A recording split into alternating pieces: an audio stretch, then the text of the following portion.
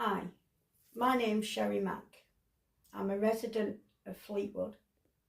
I live in the Fleet area. I've lived here since December 24, and soon after I moved in, I realised that there is a problem with the air that we're breathing. And it turns out it's the landfill side that's local.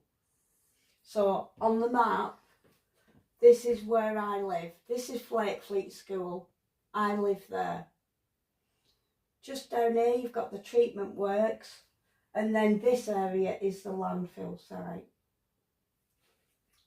That is a third of a mile. As the crow flies, it's just a third of a mile. So I'd experienced the pungent smell many times and had no reaction. However, my tolerance for it has obviously now broken down. I recently went away on holiday to Wales and returned on the 14th of May, my birthday. I could smell it when I arrived at the house. It's in your nostrils, it's in your mouth, you can taste it. I came indoors, I've locked all my doors, I've locked all my windows. But within 1 hour, my eyes were prickling. It's like somebody's digging pins in my eyes, and I'm rubbing my eyes, desperately rubbing my eyes, trying to stop this. And then the tongue starts. And the tongue feels like it's swelling and it's prickling. It's a horrible sensation. And then the throat starts tightening up. And I can't breathe. I'm struggling to breathe. And there's nothing I can do. I can't leave my home. It's outside. It's everywhere here. So, within 2 hours, I'd got no skin on the back of my throat. It was completely raw. I couldn't speak. I couldn't breathe. But I'm breathing that in and it's going into my lungs. I can't tell you the effects it's having on my lungs, but it's sitting there in my lungs.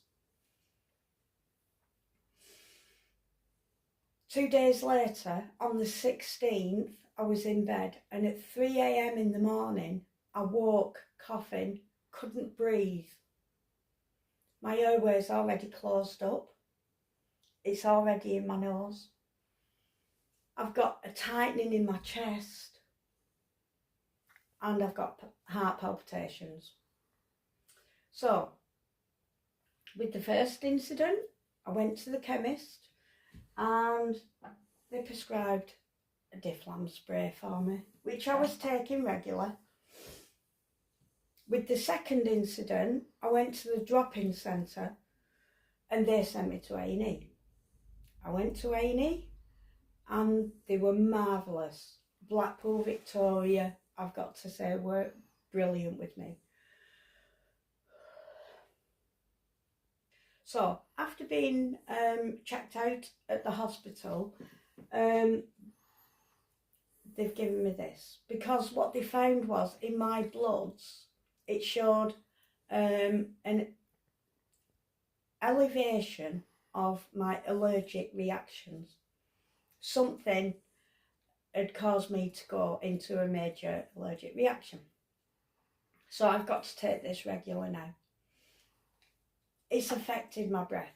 Today's the 19th. My voice is still not right. I've got my voice back. I didn't have it 3 days ago. I had no voice, but I've got it back. I would say 95% is back. So long as we don't have another incident, I should make a full recovery.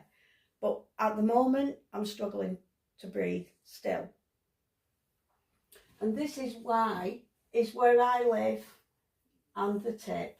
This map shows the wind speed. It shows, this is Monday, the 19th today, and that's the time. So you've got the temperature on the day and you've got the wind speed. We've changed it to miles per hour, and you've got gusts.